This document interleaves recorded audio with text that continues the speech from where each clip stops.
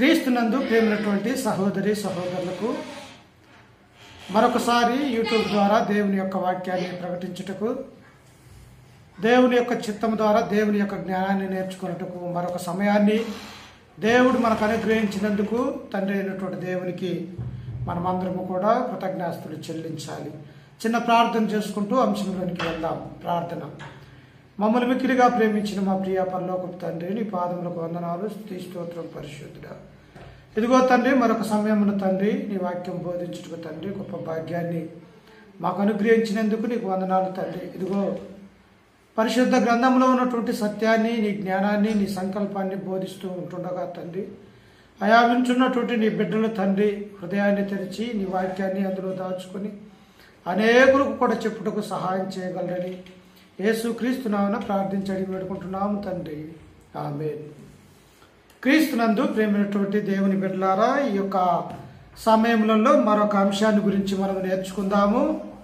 పాత నిబంధన గ్రంథంలో ఉన్నటువంటి అనేక మంది ప్రవక్తలు ఉన్నారు. ఆ ప్రవక్తలలో నుంచి ప్రవక్తలు అనగా వర్త భూత భవిష్యత్ కాలాన్ని, దేవుని యొక్క మాటల్ని ముందుగా తెలిపే వారిని ప్రవక్త అని గ్రంథంలోంచి పిలువబడుతున్నట్టుగా మనం చూస్తూ ఉన్నాం. అనేక మంది ప్రవక్తలు యూదా రాజులలో, ఇశ్రాయేలు యొక్క రాజులలో అనేక మంది వారి పరిపాలన విధానాలలో సరైనటువంటి రీతిగా పరిపాలన చేయనప్పుడు, లేక ఇశ్రాయేలు యొక్క ప్రజలు త్రోవ తప్పి అన్యమైనటువంటి మరి విగ్రహాల ఆరాధన చేస్తూ ఉన్నప్పుడు అనేకమైనటువంటి హెచ్చరికలు ప్రవక్తల ద్వారా చేసినట్టుగా మనం చూస్తూ ఉన్నాం. ఇప్పుడు అంశం మనం నేర్చుకుని పోయేటువంటి అంశం కూడా యోనా. చూడటానికి ఇది కేవలము మరి 4 అధ్యాయాలే ఉన్నప్పటికీ కూడా ఈ యొక్క యోనా గ్రంథము ఈ ప్రవక్త గురించి కనీసము ఒక 2 గంటల సేపు ఆయన గురించి వివరించవచ్చు. ఆయన చేసినటువంటి సేవ, లేక ఆయన దేవుడి నుండి దూరమైనటువంటి స్థితి, ఇవన్నీ కూడా 2 గంటల సేపు చెప్పినప్పటికీ కూడా ఈ 4వ అధ్యాయంలో బహు సమాచారము మన జీవితాలకి అర్థమవుతుంది అన్నటువంటి విషయాన్ని కూడా ఈ గ్రంథం నుంచి మనము చూస్తాం. ఈ యోనా అనగా, యోనా అంటే అర్థము కొన్ని చోట్ల గువ్వ అని కూడా పిలువబడుతూ ఉండడు. కానీ దాని మెయిన్ అర్థము, యోనా పదానికి ఆ పేరుకు అర్థము పావురము అన్నటువంటి విషయాన్ని మన హృదయాలలో, మన మనసులో గుర్తించుకోవాలి. ప్రియమైనటువంటి దేవుని బిడ్డలారా, పావురం లాంటి ఆనాడు ఉన్నటువంటి పేర్లన్నిటికీ కూడా అనేకమైనటువంటి అర్థాలు కలిగి ఉన్నట్టుగా గ్రంథంలో నుంచి మనం చూస్తూ ఉంటాం. ఈ ప్రవక్త అయినటువంటి యోనా ఇశ్రాయేలు యొక్క ప్రజలకి దేవుని ప్రవక్తగా, దేవుని యొక్క మాటలను చేరవేసేవారిగా, ఇశ్రాయేలు ఎలా జీవించాలో దేవుణ్ణి మర్చిపోకుండా ఉండాలన్నటువంటి ఉద్దేశం కలిగినటువంటి ప్రవక్త అనేక బోధలు చేసినట్టుగా ఈ గ్రంథంలో నుంచి మనం చూస్తూ ఉంటాం. ప్రియులారా, ఈ యొక్క యోనా మరి ఈ యోనా గురించి మనం చదువుకుంటూ ఉన్నప్పుడు ప్రియులారా, యోనా యొక్క తండ్రి పేరు వచ్చేసి యోనా గ్రంథము 1వ అధ్యాయము 1 నుంచి మనము చదువుకుంటూ ఉంటే ఈ ప్రవక్త గురించి గొప్ప విషయాలు మనం అర్థం చేసుకోవచ్చు. అందుకే ఇక్కడ చదువుకున్నట్టయితే, యెహోవా వాక్కు అమిత్తయి కుమారుడైన యోనాకు ప్రత్యక్షమై ఇలాగు సెలవిచ్చెను. ఎవరి కుమారుడంట? అమిత్తయి.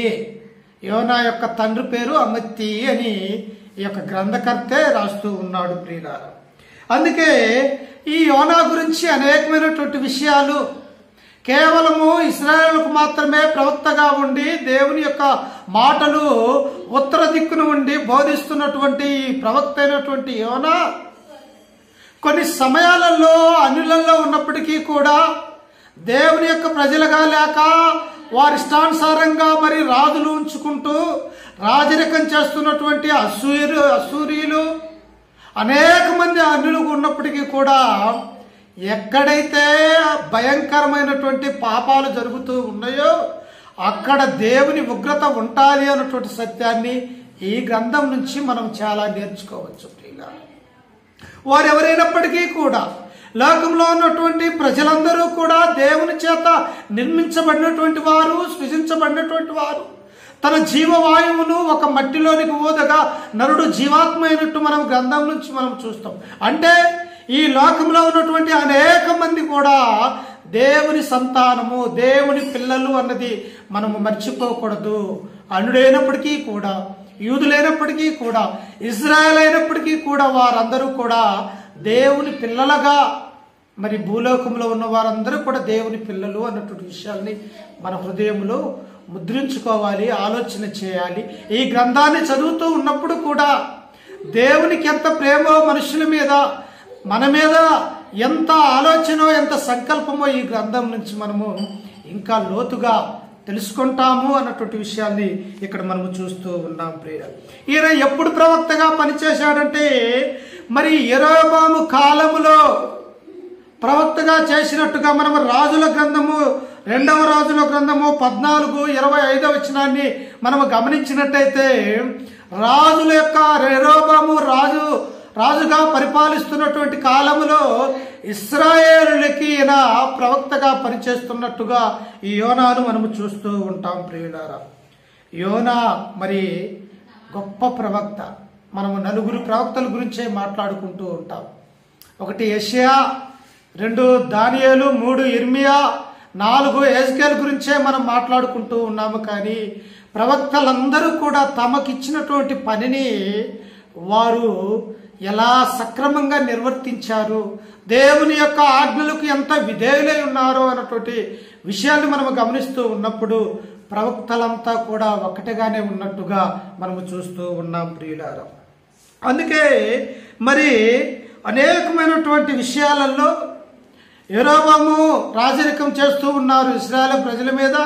అప్పుడు ఈయన ప్రవక్తగా ఉండి దేవుని పని చేస్తున్నటువంటి యోనా ఈ గ్రంథంలో నుంచి మనం చదువుకుంటూ ఉంటే, ఈ యోనా గురించి మనం లోతుగా వెళ్ళాలి అంటే గ్రంథాన్ని చదువుకుంటూ దాన్ని అర్థం చేసుకునే ఆ యొక్క ఆలోచన మనకు కలగాలి. ప్రియులారా, అందుకని ఇక్కడ అంటున్నాడు చూడండి, 2వ వచనంలో, యోనా గ్రంథము 1వ అధ్యాయం 2వ వచనంలో అంటాడు, నినివే పట్టణస్థుల దోషము నా దృష్టికి ఘోరమాయను గనుక నీవు లేచి నినివే మహాపట్టణమునకు పోయి దానికి దుర్గతి కలుగునని ప్రకటింపము.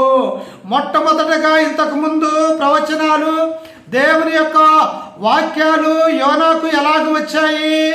ఇశ్రాయేలు ప్రజలు నా నుండి తొలగిపోతూ ఉన్నారు, వారిని సరైనటువంటి మార్గంలోనికి నీవు నడిపించాలి అని చెప్పేసి ప్రతి ప్రవక్తకు కూడా ఆయన ఉపదేశించినట్టుగా గ్రంథం నుంచి మనం చూస్తూ ఉంటాం. ప్రియులారా, అంటే ఒక మొట్టమొదటిసారిగా నినివే అనేటువంటి అన్యజనమైనటువంటి పట్టణము, అది అస్సూరియులు ఏలుతున్నటువంటి రాజ్యం, ఏలుతున్నటువంటి అస్సూరియుల రాజధాని అయినటువంటి ఈ నినివే పట్టణం గురించి దేవుడు తన యొక్క సంకల్పంలో ఆలోచిస్తూ ఉన్నట్టుగా మనం గ్రంథంలో నుంచి మనము చూస్తూ ఉన్నాం.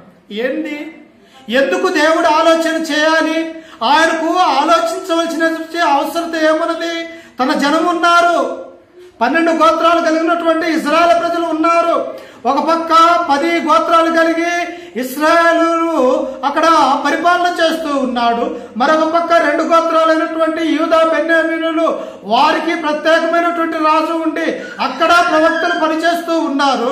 మరి ఈ యొక్క సూర్యులైనటువంటి ఈ యొక్క అన్యజనమైనటువంటి రాజధానిగా ఉన్నటువంటి ఈ నినివే పట్టణాన్ని గురించి దేవుడు ఎందుకు ఆలోచిస్తూ ఉన్నాడు అన్నటువంటి విషయాన్ని ఎన్నడైనా మనం ఆలోచిస్తూ ఉన్నామా?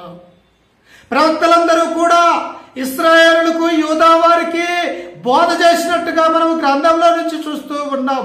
మరొకసారి దేవుని యొక్క ప్రేమ ఎలాంటిదో, దేవుని యొక్క ఆలోచన ఎలాంటిదో, ఏ మానవాళి కూడా నశించిపోకుండా నిత్య జీవానికి వారసులు కావాలన్నదే ఇక్కడనే మనము చూస్తూ ఉన్నాము. ప్రియులారా, అంతటి మహాదేవుడు, గొప్ప ప్రేమ కలిగినటువంటి దేవుడుగా ఇక్కడ మనం చూస్తూ ఉన్నాం. అందుకనే యోనాకు యెహోవా సెలవిస్తూ ఉన్నాడు, ఓ యోనా, ఇదిగో నినివే అనే మహాపురమునకు, ఆ పట్టణానికి వెళ్ళి దాని యొక్క పాపములు ఘోరముగా ఉన్నాయంట. ఏంటి, ఎలా ఉన్నాయి? ఘోరముగా భయంకరమైనటువంటి పాపముగా ఈ నోటితోటి చెప్పుకోలేనటువంటి విధముగా నినివే పట్టణస్థులు అందులో నివసిస్తున్నటువంటి ప్రజలు భయంకరమైనటువంటి పాపముగా ఆ దేవుని దృష్టిలో పడుతున్నట్టుగా మనము చూస్తూ ఉన్నాం. అందుకనే హెబ్రీ గ్రంథకర్త అంటాడు, దేవుని చేతిలో పడుట ఎంత భయంకరము. నిజంగా దేవుని యొక్క ప్రేమను మనం కోరుకోవాలి. ఆయన చేతి కింద ఉండి ఆయన చెప్పే మాటలు విధేయత మనం నేర్చుకోవాల్సినటువంటి అవసరం ఉన్నది. కానీ ఆయనకు ఏరుగా ఉండి ఎదురుగా వెళ్ళి మనం ఏమి కూడా చేయలేము అన్నటువంటి విషయాల్ని మనం ఆలోచించుకోవాలి ప్రియులారా. అందుకే ప్రియులారా, ఇక్కడ దేవుడు కలగజేసుకొని అశ్షూరీయులైనటువంటి మహాపట్టణం అని, దానికి మహాపట్టణం అని పేరు ఉన్నది. అంత మాత్రమే కాదు, ఆ యొక్క నినివే పట్టణము మరి రాజధానిగా పిలువబడుతున్నది ఆ కాలంలో. ప్రియమైనటువంటి దేవుని బిడ్డలారా, అట్టి కాలంలో రాజధానిగా ఉన్నటువంటి ఆ పట్టణం గురించి యోనాకు దేవుని యొక్క వాక్యము ప్రత్యక్షమై దేవుడు పలుకుతున్నటువంటి ఆ మాటలు ఏమిటి అంటే, దాని నినివే పట్టణస్థుల దోషము నా దృష్టికి ఘోరమైన గనుక నీవు లేచి నినివే మహాపట్టణమునకు పోయి దానికి దుర్గతి కలుగునని ప్రకటన చేయి. దానికి ప్రకటన చేయి. దేవుని యొక్క వాక్యము తెలియక లోకానుసారంగా ఉన్నటువంటి ఆ యొక్క నినివే రాజధానిలో ఉన్నటువంటి మహా పట్టణమైనటువంటి ఆ ప్రజలు దేవుణ్ణి మర్చిపోయినారు. వారి ఇష్టానుసారమైనటువంటి జీవితాలు జీవిస్తూ ఉన్నారు. దేవుడంటే లెక్క చేయక ఒకరికొకరు పాపాలు చేసుకుంటూ భయంకరంగా ఆ నినివే పట్టణంలో ప్రజలు జీవిస్తూ ఉన్నారు. కాబట్టి ఇదిగో దానికి దుర్గతి, దేవుని యొక్క శాపము ఆ పట్టణం మీద, దేవుని యొక్క కోపము రగులుకుంటాది అని నీవు ప్రకటన చెయ్యము అని చెప్పేసి యోనాకు దేవుని యొక్క వాక్యము మరి చెప్పినట్టుగా మనం చూస్తూ ఉన్నాం. ప్రవక్త ఏం చేయాలి? ప్రజలకి దేవునికి మధ్యవర్తిగా ఉన్నటువంటి ప్రవక్తలు దేవుడు ఏదైతే వారితో సెలవిచ్చి ఉన్నాడో ఆ మాటలు ప్రజలకు తెలపాలి. అయ్యా, దేవుడు ఈ విధంగా నాతో మాట్లాడాడు, నాకు ప్రత్యక్షమై ఇలాగ చెప్పాడు, కాబట్టి మీ మనసులు మీ హృదయాలు మార్చుకోవాలని ప్రవక్తగా ఉన్నటువంటి యోనా చెప్పవలసినటువంటి బాధ్యత ఆయనకున్నది ప్రియులారా. ఎందుకంటే ఆజ్ఞాపించినది మామూలు వ్యక్తులు కాదు కదా, మానవులుగా ఉన్నటువంటి వ్యక్తి కాదు కదా.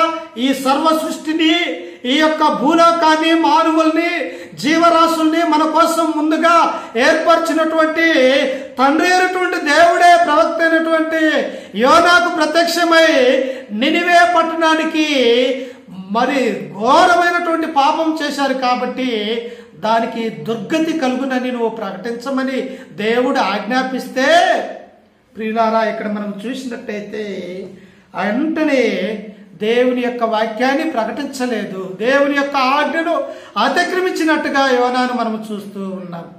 ఏ ప్రవక్త కూడా దేవుని యొక్క మాటలను అతిక్రమించకూడదు.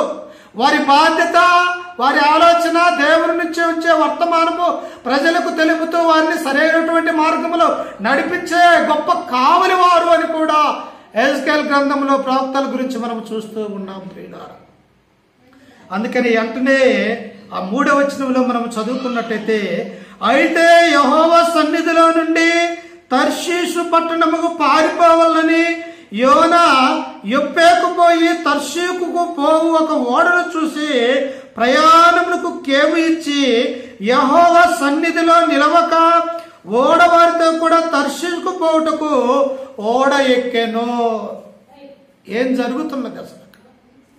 ఏం జరుగుతున్నదో దేవుని యొక్క మాటను లెక్క చేయక, దేవుని యొక్క ఆజ్ఞను అతిక్రమిస్తూ యోనా మరి దేవుని యొక్క ఆలోచన ఒక విధంగా ఉంటే, ప్రవక్తగా పనిచేస్తున్నటువంటి యొక్క యోనా ఆలోచన, తన యొక్క హృదయము మరొక రీతిగా ఉన్నట్టుగా ఈ గ్రంథాన్ని నుంచి మనం చూస్తూ ఉన్నాం ప్రియులారా. ఎలా ఉన్నది?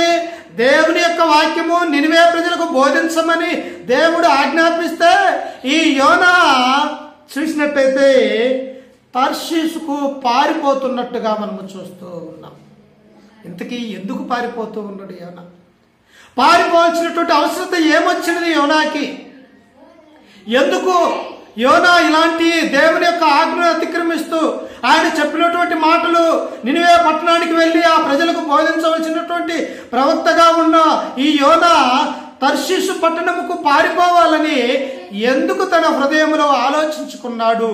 ప్రియమైనటువంటి దేవుని బిడ్డలారా, అర్థమవుతున్నదా మనకి ఎందుకు పారిపోవాలని యోనా నిర్ణయించుకున్నాడంటే, యోనాకు ఒక గొప్ప ఆలోచన భయంకరమైనటువంటి హృదయంలో చొచ్చుకుపోయినది. ప్రియుల ఏమిటి అదంటే, 10 గోత్రాలు కలిగినటువంటి ఇశ్రాయేలు ప్రజలు ఉన్నారు.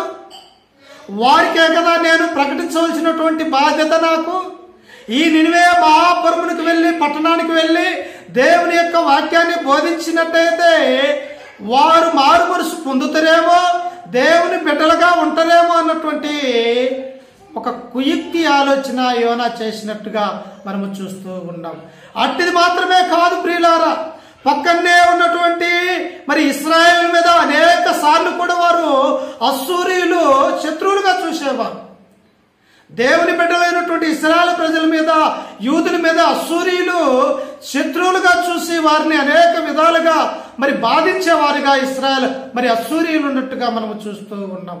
అందును బట్టి శత్రుజనమైనటువంటి యొక్క అన్యులు, నినివే పట్టణంలో జీవిస్తున్నటువంటి ఈ అశ్షూరీయులు వారిని ఎందుకు రక్షించాలి? నా యొక్క స్వార్థ ద్వారా, బోధన ద్వారా దేవుడు వారిని ఎందుకు రక్షించాలి? ఇదిగో నేనే ప్రకటించకుండా పోయే మాట అయితే దేవుడు ఆ పట్టణం మీదకి శాపం వస్తుంది అని చెప్పేసి దేవుని సన్నిధిలో నుండి మరి యోనా పారిపోతున్నట్టుగా మనము చూస్తూ ఉన్నాం. నిజంగా పారిపోగలమా మనము? దేవుని దగ్గర నుంచి, దేవుని చేతిలో నుంచి ఆయనకు తెలియకుండా మనం ఎక్కడికి పారిపోగలము? చూడండి నాతో పాటు కీర్తన 139వ కీర్తన చూడండి. పరిశుద్ధ గ్రంథంలోంచి 139వ కీర్తన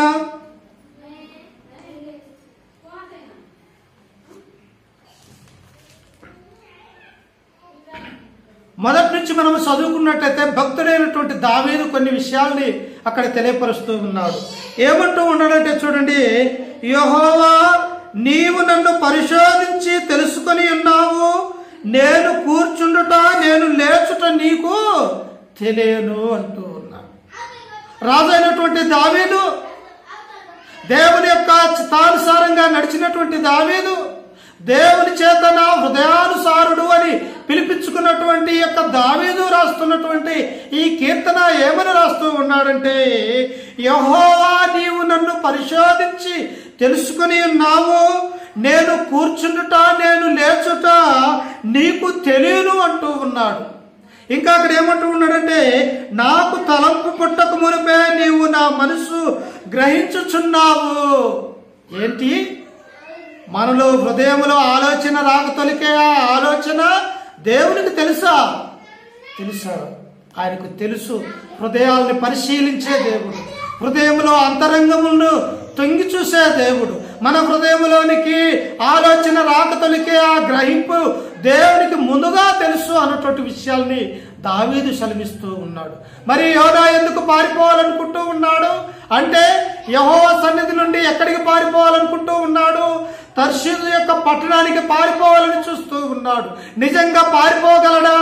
దేవుని యొక్క సన్నిధిలో నుండి, దేవుని యొక్క ఆలోచనలో నుండి ఎక్కడికి పారిపోతావా యోనా? ఎక్కడికి పారిపోలేవు ఆయన సన్నిధిలో నుంచి.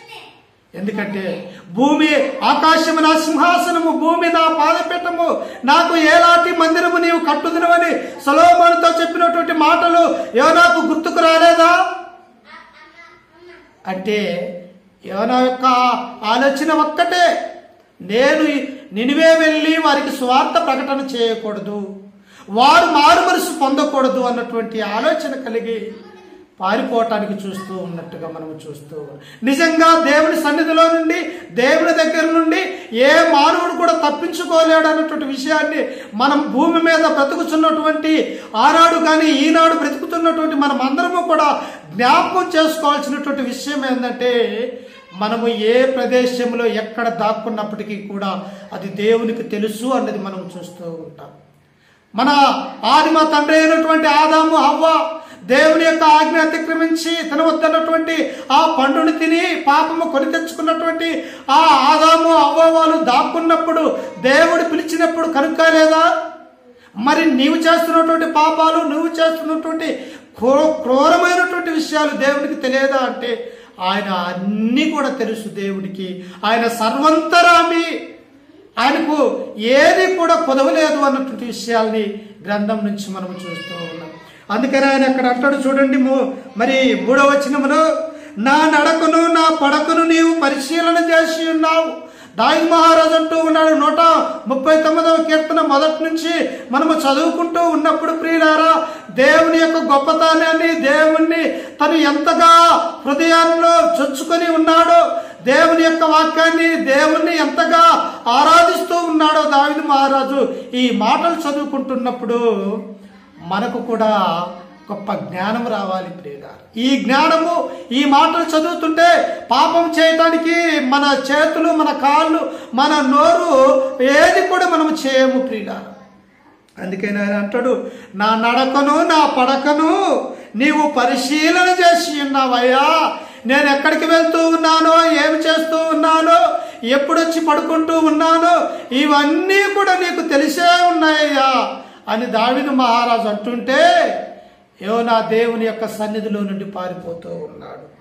అందుకనే ఆయన ఇంకా అంటూ ఉన్నప్పుడు ప్రియులారా చూడండి, ఆయన 5వ వచనంలో మనము 4 నుంచి చదువుకుంటే, యెహోవా మాట నా నాలుకకు రాకమునిపే అది నీకు పూర్తిగా తెలిసి ఉన్నది.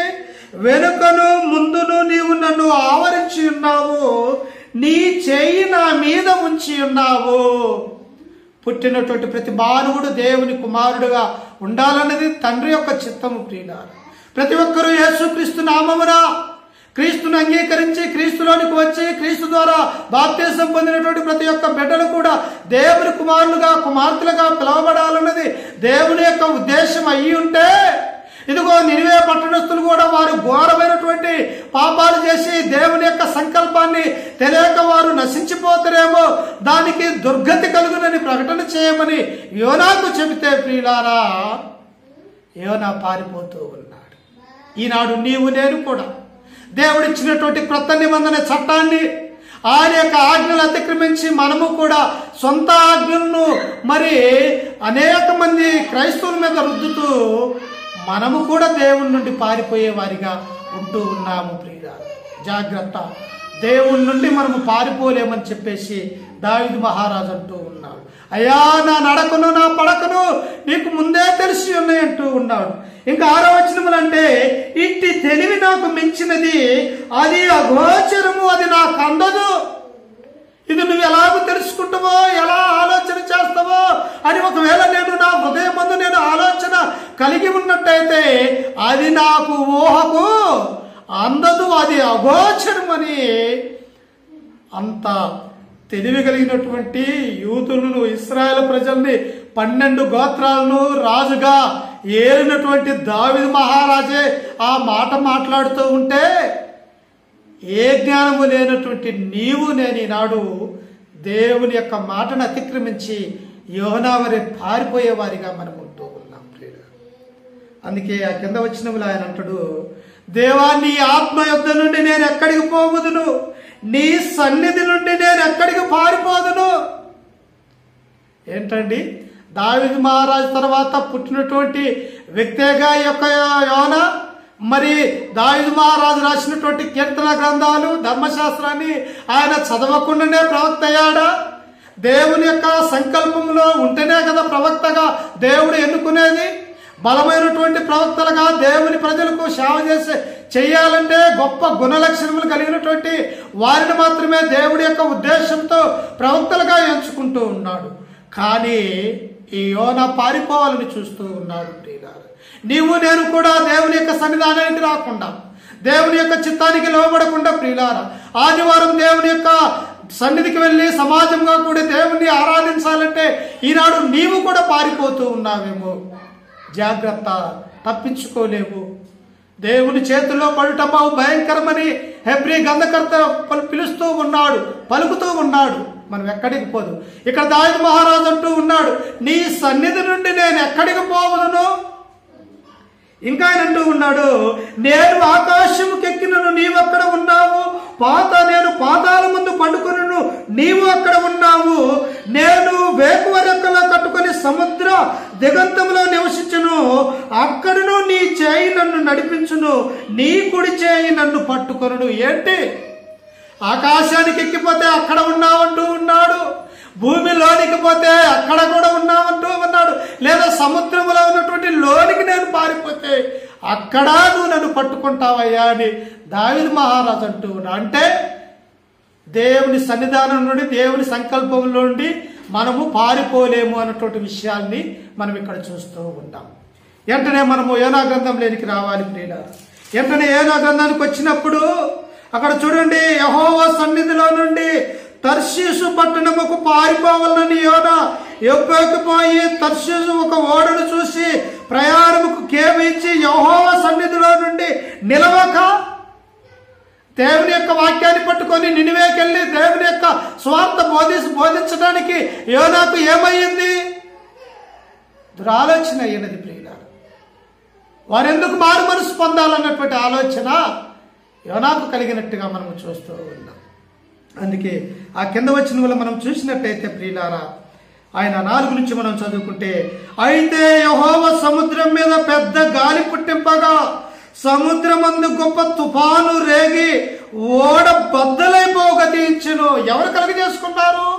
దేవుని సన్నిధిలో నుండి, దేవుని యొక్క సంఘము నుంచి పారిపోవాలని చూసినటువంటి యొక్క యోనాకి దేవుడే ప్రళయాన్ని, సముద్ర సుడిగుండాలతోటి ఆ ఓడ బద్దలే స్థితికి వచ్చినది ప్రియులారా. అంటే దేవుని కోపము యోనా మీద రగులుకున్నట్టుగా మనం ఇక్కడ చూస్తూ ఉన్నాం. నిజంగా ఆయనకి నినివే పట్టణమైనటువంటి ఆ ప్రజల దగ్గరికి పోయి అక్కడి వారి ఉగ్రత, దేవుని ఉగ్రత, ఇదిగో కొన్ని రోజులలో ఈ పట్టణానికి దుర్గతి కలుగుతుందని ప్రకటించమని చెబితే దేవుని కోపము తిరిగి యోనా మీదకి వచ్చినట్టుగా మనం చూస్తూ ఉన్నాం.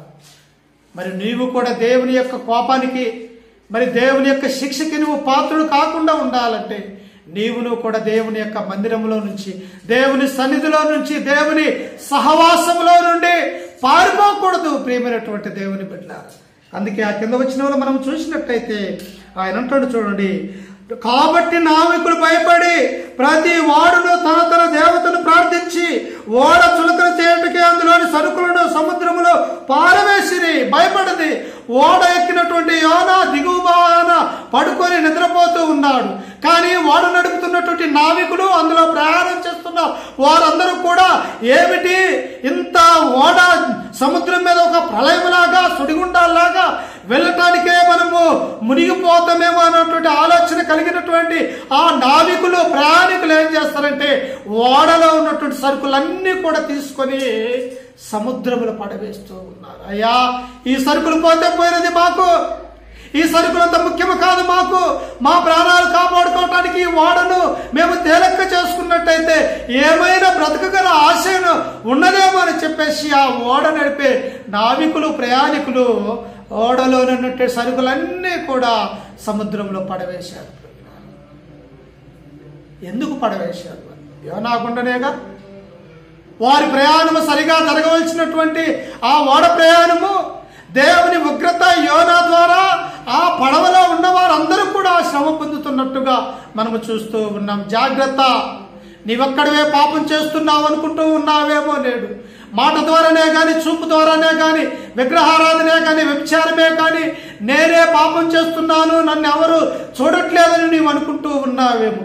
త్రాగుతూ ఉన్నావు, త్రాగి నన్ను ఎవరు చూడలేదని నీవు అనుకుంటూ ఉన్నావేమో. ప్రియులారా, నీవు చేసినటువంటి పాపము, నీవు చేసినటువంటి దేవుని యొక్క ఆజ్ఞ అతిక్రమించినటువంటి ఈ మన్ని కూడా నిన్ను మాత్రమే కాదు, ఆ ప్రభావము నీ భార్య మీద, నీ పిల్లల మీద, నీ కుటుంబం మీదనే పడతాది అన్నటువంటి విషయాన్ని ఇక్కడ మనం చూడొచ్చు. ప్రియులారా, ఎవరి పాపం వారిదైనప్పటికీ కూడా, ఎవరి నీతి వారిదైనప్పటికీ కూడా ఇశ్రాయేలు ప్రజలు అంటారు, మా తండ్రులు ద్రాక్షకాయలు తినగా మా పళ్ళు పులుపులెక్కినాయని. అంటే వారు చేసిన, వారి పితరులు చేసినటువంటి ఆ దుర్మార్గమైనటువంటి పాపాలకి తర్వాత కాలంలో ఇశ్రాయేలు ప్రజలు శిక్ష అనుభవించినట్టుగా మనము చూస్తూ ఉన్నాము. ప్రియులారా, ఇశ్రాయేలు హెబ్రీలు ఐగుప్తులో నుంచి వారి బానిసత్వంలో నుంచి దేవుని వాక్యము ద్వారా, దేవుని ప్రవచనము ద్వారా, వారికి అప్పగించినటువంటి పని ద్వారా ఐగుప్తులో ఉన్నటువంటి ఆ హెబ్రీలందరినీ కూడా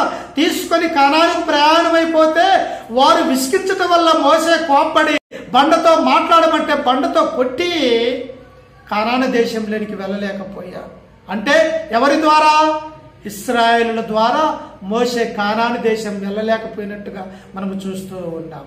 జాగ్రత్త ప్రియులారా, పాపం చేసేటప్పుడు కొంత ఆలోచించు. దేవుడు ఉన్నాడు, దేవుడు నన్ను చూస్తూ ఉన్నాడు, నేను ఎక్కడున్నా, ఏ పని చేస్తున్నా ఆయన నన్ను చూస్తూ ఉన్నాడు అన్నటువంటి జ్ఞానం నీలో ఉన్నట్టయితే నీ చేతులు, నీ మాటలు మరి పాపము చేయవు అన్నటువంటి విషయాల్ని గ్రంథంలో నుంచి మనం చూస్తూ ఉన్నాం. ఈ యోనా గురించి మనం చూస్తూ ఉన్నప్పుడు ప్రియులారా చూడండి, ఆ సరుకులను సముద్రంలో పారవేసింది. అప్పటికి యోనా ఓడవ దిగువ భాగమున పోయి పండుకొని గాఢ నిద్రపోయి ఉండెను అంటూ ఉన్నాడు. ఏంటి? దేవుని యొక్క వాక్యము ఉండి పగలంతయు కూడా ఆ నినివే పట్టణానికి వెళ్ళి వాక్యాన్ని ప్రకటించవలసినటువంటి ఈ యోనా గాఢ నిద్రపోతూ ఉన్నాడు ఓడ దిగువ భాగం. అంటే నిద్ర దేనికి సూచనగా ఉన్నది? సాతాను క్రియకు సూచనగా ఉన్నది. దేవుని యొక్క విశ్వాసులు కూడా మరి ఆరాధనకి వెళ్ళవలసినటువంటి ఆదివారం నిద్రపోయినట్టయితే దేవుని శాపాన్ని మీరు కొని తెచ్చుకున్నట్టుగా ఈ గ్రంథాన్ని నుంచి మనం చూస్తూ ఉంటాం. వెంటనే చూడండి ప్రియులారా, అప్పుడు 6వ వచనాన్ని మనం చదువుకుంటే, అప్పుడు ఓడ నాయకుడు అతని యొద్దకు వచ్చి, ఎవరు?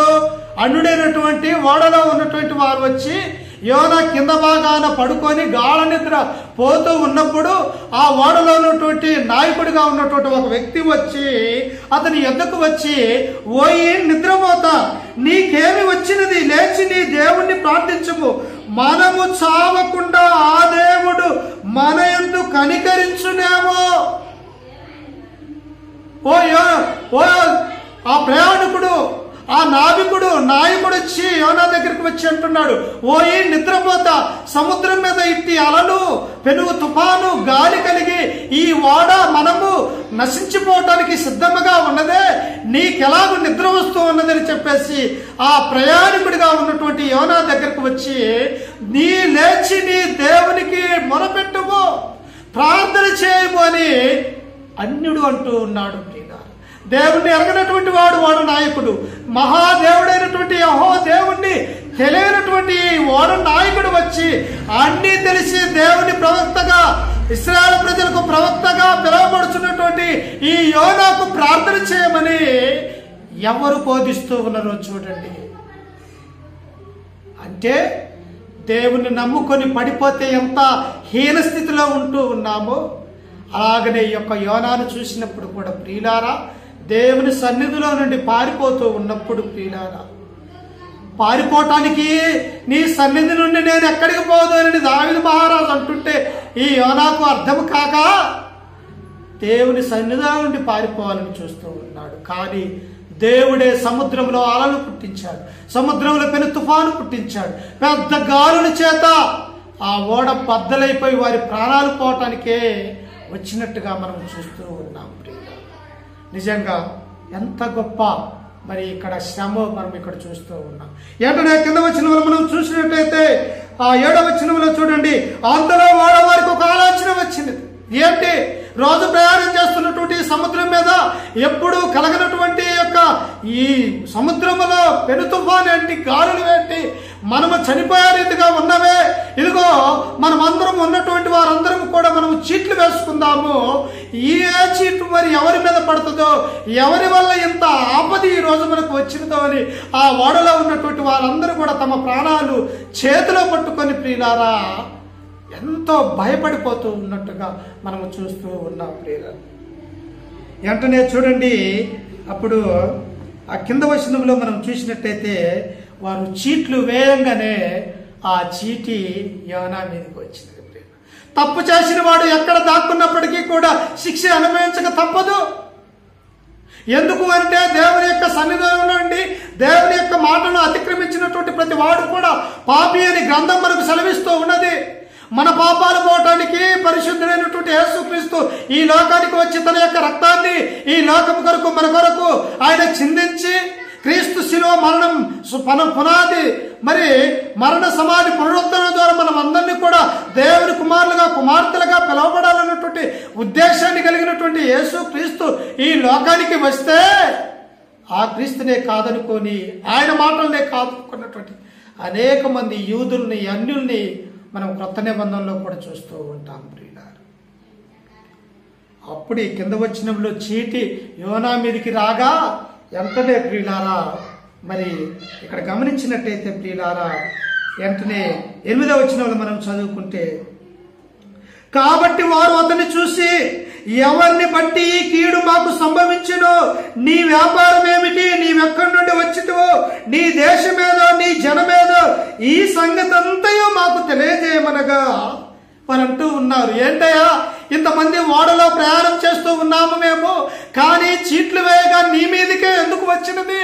నువ్వు ఎలాంటి వాడివి, ఏ దేశపు వాడివి, ఎందుకు నువ్వు ఎక్కడి నుంచి వస్తూ ఉన్నావు, ఎక్కడికి వెళ్తూ ఉన్నావు, నీ వివరణ చెప్పమని చెప్పేసి ఓడ నాయకులందరూ యోనా దగ్గరికి వచ్చి అడుగుతూ ఉన్నప్పుడు యోనా అంటూ ఉన్నాడు. చూడండి ఆ 9వ వచనంలో, అతడు వారితో ఇట్లను, ఎవరితో? ఓడలో ప్రయాణం చేస్తున్నటువంటి ఓడ నాయకుడు, ఓడ నడిపేవాడు, ఓడలో ప్రయాణం చేసే వారితో ఇట్లంటూ ఉన్నాడు. ఏమనంటూ ఉన్నాడు యోనా? నేను హెబ్రీయుడును, అనగా దేవుని చేత దీవించబడిన వంశానికి చెందినటువంటి వాడును.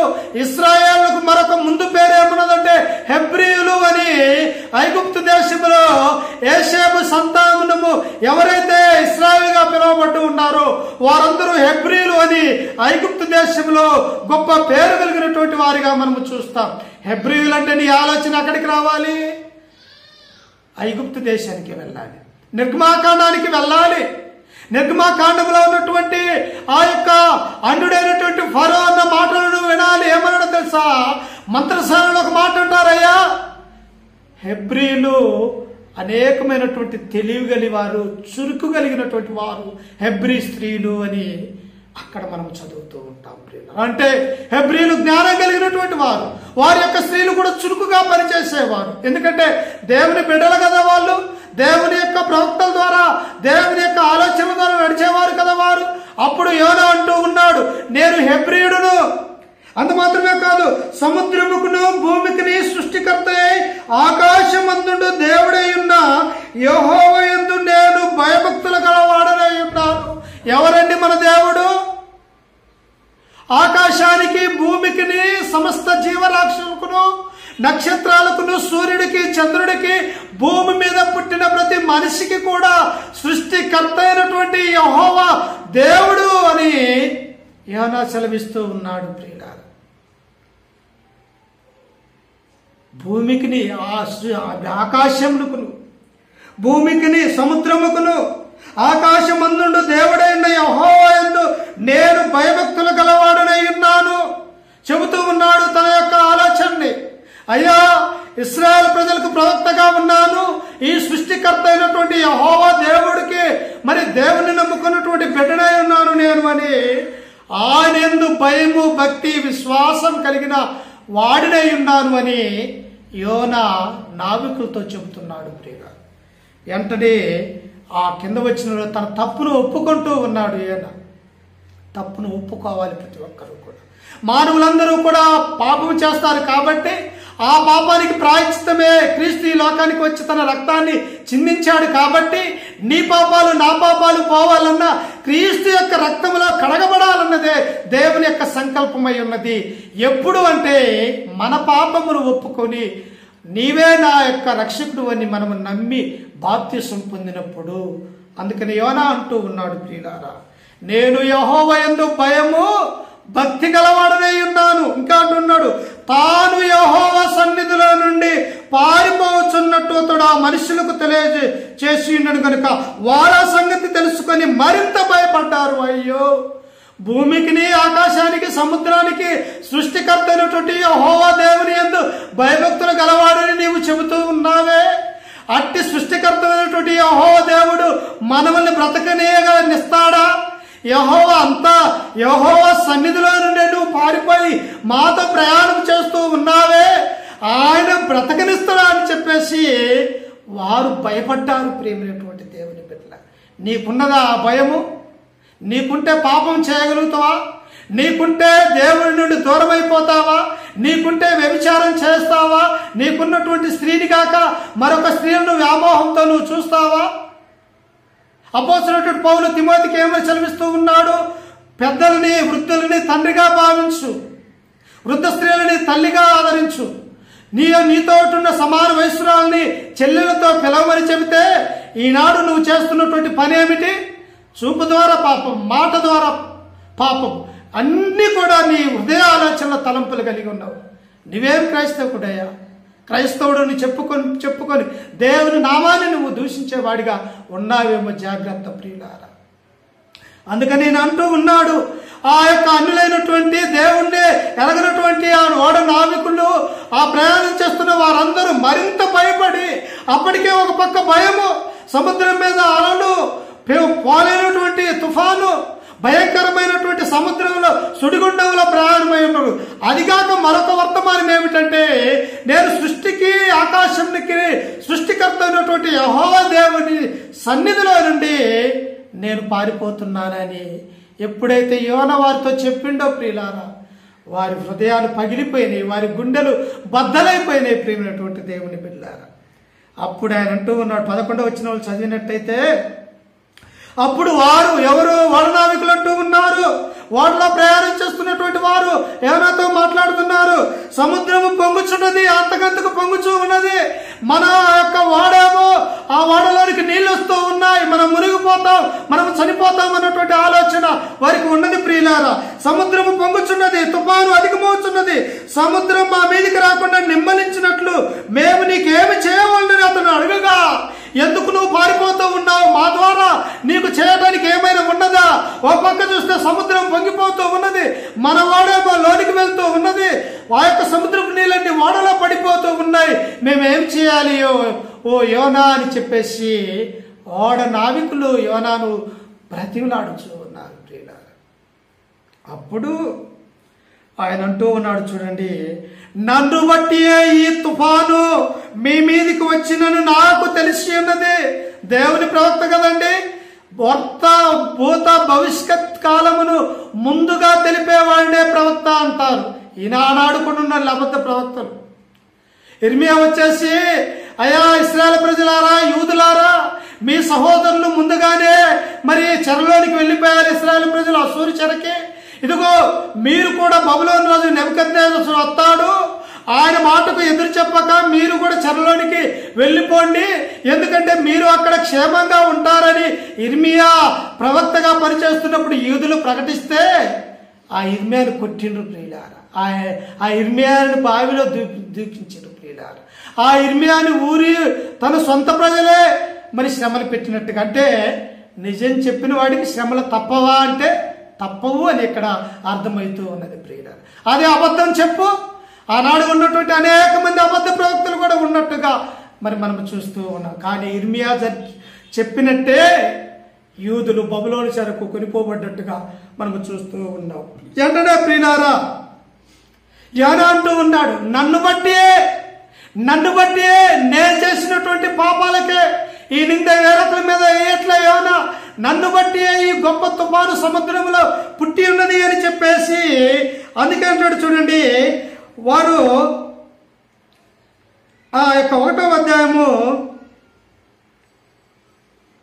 12వ వచనం అంటాడు, నన్ను బట్టి ఈ గొప్ప తుఫాను మీ మీదకి వచ్చినని నాకు తెలిసి ఉన్నది, నన్ను ఎత్తి సముద్రంలో పడవేయుడి, అప్పుడు సముద్రము మీ మీదికి రాకుండా నెమ్మలించునని అతడు వారితో చెప్పినను, వారు ఓడను దరికి తెచ్చుటకు తెడ్లను బహుబలముగా వేసిని గాని గాలి తమకు ఎదురై తుఫాను బలము చేత సముద్రము పొంగి ఉండటం వలన వారి ప్రయత్నము వ్యర్థమాయను. యోనా అన్నాడు, ఓ నావికులారా, ప్రయాణం చేసే వారులారా, ఇదిగో నన్ను బట్టి ఈ గొప్ప సముద్రములో ఇంటి తుఫాను శ్రమలు మీకు సంభవిస్తూ ఉన్నాయి కాబట్టి నన్ను ఎత్తి ఈ సముద్రంలో వేయమని ఆ ఓడలో ఉన్నటువంటి వారితో యోనా చెప్పినప్పుడు వారు వేయలేదు ప్రియులారా. నీవైతే వేసేవాడు, ఎందుకంటే నీది నువ్వే చూసుకునే స్వార్థపరుడివి కదా. నీవు, నీ కుటుంబము, నీ స్వజనం మాత్రమే ఆలోచించుకునే దుర్మార్గమైనటువంటి ఆలోచన ఉన్నవాడివి కదా. నీవు నేనైతే వేసేవారిమే యోనాను. కానీ వారు అన్యులైనప్పటికీ కూడా వారు ఏమని ఆలోచించారో తెలుసా నావికులు? అయ్యో, దేవుని ప్రవక్తగా, దేవుని నమ్ముకున్నటువంటి బిడ్డగా, అంత మాత్రమే కాదు, ఈ భూమికిని, ఆకాశానికి, సముద్రానికి సృష్టికర్త అయినటువంటి యెహోవా యందు భయభక్తులు కలిగినటువంటి యోనాను మనం ఎలాగ సముద్రంలో ఎత్తి పడవేయాలి? ఒకవేళ వేసినట్టయితే దేవుడు మనల్ని ఏం చేస్తాడు అన్నటువంటి ఆలోచన ఆ ఓడలో ఉన్నటువంటి నావికులు చేశారు. నీవైతే చేసేవాడు. క్రైస్తవులు అయినప్పటికీ, తోటి సహోదరులు అయినప్పటికీ, సహోదరాలు అయినప్పటికీ కూడా వారిని హింసించే బుద్ధి నీకు పోకపోయా. కానీ ఈ నావికులు ప్రియులారా అప్పుడే యోనాను ఎత్తి సముద్రంలో వేయలేదు. ఇది మనసులో పెట్టుకోండి, ఇది గుర్తుంచుకోండి ప్రియమైనటువంటి దేవుని బిడ్డలారా. అప్పుడు 14వ వచనం మనం చదువుకుంటే, కాబట్టి వారు యెహోవా నీ చిత్త ప్రకారము నీవే దీన్ని చేసితివి. ఎవరు? ఓడలో ప్రయాణం చేస్తున్నటువంటి ఆ నావికుడు. వారందరూ మాట్లాడుతూ ఉన్నారు, యెహోవా నీ చిత్త ప్రకారమే ఈ యొక్క సముద్రంలో ఈ అలలు, పెనుతుఫాలని నీవే రప్పించి ఉన్నావు కనుక ఈ మనిషిని బట్టి మమ్మల్ని లయము చేయకుందువు కాక.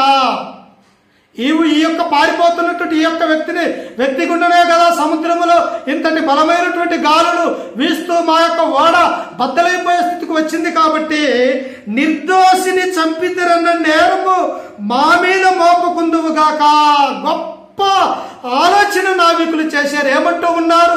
దేవుని ప్రవక్తగా పిలువబడుతున్నటువంటి ఈ యోనాను నిర్దోషిని చంపితరన్నటువంటి ఆ నింద మా మీద ఉండకూడదయ్యా అని నావికులు ఆలోచిస్తూ ఉన్నారు. నువ్వు ఆలోచిస్తూ ఉన్నావా? క్రీస్తు జీవించినటువంటి ఆ కాలంలో యూదులలాగా ఆలోచన చేశారా?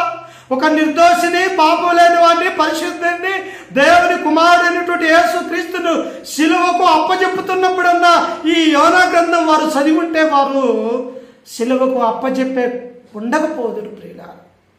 ఈ నావికులకు వచ్చినటువంటి ఆలోచన ఆనాడు ఉన్నటువంటి యూదులకి, పరిశీలు, సద్దూకైలకు రాలేదా? ఆశ్చర్యం వేస్తూ ఉన్నది నేడు ప్రియమైనటువంటి దేవుని బిడ్డలారా. అప్పుడు వారంటూ ఉన్నారు, ఈ నిర్దోషిని మీరు చంపితరని మా మీద నింద మోపకుందువుగాక అని యెహోవాకు మనవి చేసుకొని యోనాను ఎత్తి సముద్రంలో పడవేసిరి. పడవేగానే సముద్రము పొంగకుండా ఆగెను. ఎందుకు? వెంటనే అంతటి గాలులు, పొంగు, తుఫాను అట్టి ఒక్కసారే యోనాను సముద్రంలో పడవేగా అది ఆగిపోయినట్టుగా మనం చూస్తూ ఉన్నాం ప్రియులారా. అప్పుడు 16వ వచనంలో మనం చూసుకుంటే, ఇది చూడగా ఆ మనుషులు యెహోవాకు మిగుల భయపడి, ఏమన్నారండి? భయపడరు. ఏంటి ఇన్ని నిమిషాలు ఇంత సముద్రం ఉప్పొంగుతూ అలల ద్వారా మన చావు మన దగ్గరే కానుస్తూ ఉన్నది, బ్రతుకుతామన్న ఆశ కూడా వారికి లేదు. ఎప్పుడైతే యోనాను ఎత్తి సముద్రంలో వేశారో సముద్రం నిమ్మలించినట్టుగా మనము చూస్తూ ఉన్నాం ప్రియుల. అప్పుడు వారు ఆ మనుషులు యెహోవాకు మిగుల భయపడి వెంటనే వారు గొప్ప పని చేశారు. అక్కడ చూడండి, ఆయనకు బలి అర్పించి మొక్కుబళ్ళు చేసింది. గొప్ప మత్స్యము ఒకటి యోనాను మృగవలని యెహోవా నియమించి ఉండగా యోనా 3 దినములు ఆ ముత్యము కడుపులో ఉండెను. దేవుడు ముందుగానే సిద్ధపరిచాడు యోనా కొరకు. యోనా నా సన్నిధిలో నుంచి పారిపోతూ ఉన్నాడు. నేను సముద్రం మీద గొప్ప అలల ద్వారా ప్రయాణిని నేను ఆపగల శక్తి గల దేవుణ్ణి అని దేవుడికి తెలుసు. ఆ ఓడ నావికులు ఎప్పుడైతే యోనాను ఎత్తి సముద్రంలో వేశారో మరి దేవుని బిడ్డని మరి కాపాడుకోవాలిగా దేవుడు. ఆయన నమ్ముకున్నటువంటి బిడ్డని నేను విడువను, ఎడబాయను అని దేవుడే సెలవిస్తూ ఉన్నాడుగా. దేవుని ప్రవక్తగా ఉన్నటువంటి యోనాను కాపాడుకోవాల్సినటువంటి ఆ బాధ్యత తండ్రి అయినటువంటి దేవునికే ఉన్నదని ఇక్కడ మనం ఎరుగుతూ ఉంటాం ప్రియులారా. భౌతిక సంబంధమైనటువంటి మన తల్లిదండ్రులు కాపాడలేకపోవచ్చు. యోనాను తన యొక్క తల్లిదండ్రులు కాపాడారు, ఇక్కడ కాపాడలేదు. కానీ సర్వ సృష్టికి కర్త అయినటువంటి మన తండ్రి యోనాను కాపాడినట్టుగా మనం చూస్తూ ఉన్నాం. వెంటనే నావికులు దేవుడు మహా గొప్ప దేవుడు, ఈయనే సృష్టికర్తని వారు ఆలోచించుకొని దేవునికి బలర్పించి మొక్కుబళ్ళు చేసుకున్నట్టుగా మనము చూస్తూ ఉన్నాం ప్రియుల. ఎంత గొప్ప భాగ్యం అంటే, ఇప్పుడు యోనా ఎక్కడ ఉన్నాడు? ఒక చేప కడుపులోనికి చేపను మింగమని చేపకు దేవుడు ఆజ్ఞ ఇస్తే యోనా చేప కడుపులో ఉన్నట్టుగా మనము చూస్తూ ఉన్నాం. ప్రియమైనటువంటి దేవుని బిడ్డలారా, యోనా నుంచి అనేకమైనటువంటి పాఠాలు మనం నేర్చుకోవచ్చు. యోనా గురించి నీ జీవితాన్ని నా జీవితాన్ని కూడా మార్చుకునే స్థితి యోనా గ్రంథంలో ఉన్నది. దేవుని చిత్తమైతే యోనా మరియు మొదటి అధ్యాయం వరకు ఇప్పటి వరకు మనం తెలుసుకున్నాం. అందులో జరిగినటువంటి విషయాలన్నీ కూడా మనం తెలుసుకున్నాం. ఇదిగో 2వ అధ్యాయము, మరి రేపటి భాగంలో యోనా 4 అధ్యాయాలు కూడా మనం తెలుసుకొని యోనా గ్రంథము ఎందుకు రాశాడు, దాంట్లో ఉన్నటువంటి ఆ గ్రంథంలో ఉన్నటువంటి ఆ జరిగినటువంటి పరిణామాలు మనము ఎలా ఆపాదించుకోవాలో రేపటి విషయంలో యోనా గురించి మరింత లోతుగా తెలుసుకుందాం. కాబట్టి ఇప్పటి వరకు వాక్యం విని వింటూ మాత్రమే కాదు, కానీ మీ హృదయాలలో దాచుకొని ఒక పెన్ను, ఒక పేపరు, ఒక బుక్ పెట్టుకొని నేను చెబుతూనే ఉన్నాను. ఇట్టి సత్యాలు అనేక మంది బోధించలేకపోతూ ఉన్నారు. ఎందుకంటే ప్రియులారా, దేవుని యొక్క వాక్యాన్ని క్షుణ్ణంగా లోతుగా ధ్యానించినప్పుడే ఇట్టి మాటలు వస్తాయి. కాబట్టి మీరు రాసుకొని మీ యొక్క సంఘాలలో కూడా బోధించి ప్రకటించి ఆత్మీయమైనటువంటి మేలులు, దేవుని యొక్క వాక్యం తెలుసుకొని దేవుని యొక్క సంకల్పం ఏమిటో ఇంకా పూర్తిగా తెలుసుకునే వారిగా ఉండాలని చెప్పేసి ఈ వాక్యాన్ని ముగిస్తూ మీకు వందనాలు తెలియజేస్తూ రేపు యోనా గురించి రేపటి భాగంలో మనం తెలుసుకుందాం.